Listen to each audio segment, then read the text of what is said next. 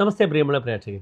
ഇവിടെ കല്യാണവർമാവിൻ്റെ സാരാവലിയിലെ യോഗ വിഷയത്തിൽ 17ാമത്തെ അധ്യായത്തിലെ അവസാനത്തെ ശ്ലോകമാണ് ചതുർഗ്രഹ യോഗത്തിൽ നാം ചർച്ച ചെയ്യുന്നത്. മൊത്തം ഈ ഗ്രന്ഥത്തിൽ 35 ശ്ലോകങ്ങളായിരുന്നു ഉണ്ടായിരുന്നത്. 34 ശ്ലോകങ്ങളും നാം സവിശദം മലയാളത്തിലും സംസ്കൃതത്തിലും വ്യാഖ്യാനം ചെയ്ത് കഴിഞ്ഞു. ഇനി അവസാനത്തെ ശ്ലോകമാണ് 35ാമത്തെ ശ്ലോകം. ഇവിടെ കേന്ദ്ര കഥാപാത്രങ്ങളായി വരുന്ന ഗ്രഹങ്ങൾ ആരൊക്കെയാണെന്ന് അറിയുക. 3 ശുഭഗ്രഹങ്ങളും ഒരു പാപഗ്രഹവുമാണ്. ബുധൻ, ഗുരു, ശുക്രൻ 3 ശുഭഗ്രഹങ്ങളും പാപഗ്രഹമായ ശനിയും തമ്മിലുള്ള യോഗമാണ് ഇവിടെ ചർച്ച ചെയ്യുന്നത്. പ്രിയമുള്ള പ്രേക്ഷകർ, ആദ്യം ശ്ലോകം ശ്രദ്ധിക്കുക. അതിനുശേഷം നമുക്കിതിൻ്റെ വ്യാഖ്യാനം സവിസ്തരം നിർവഹിക്കാം.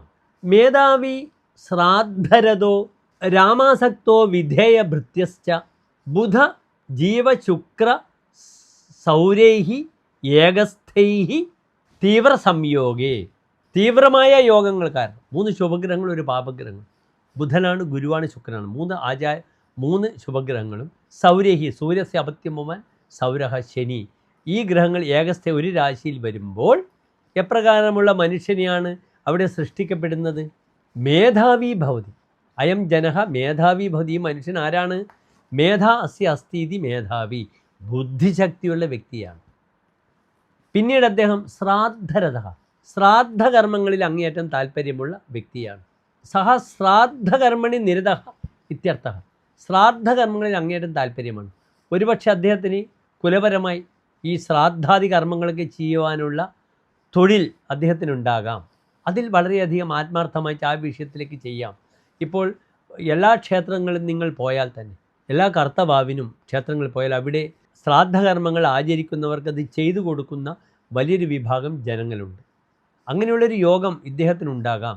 ശ്രാദ്ധകർമ്മത്തിൽ രതി ഉണ്ടാവുക.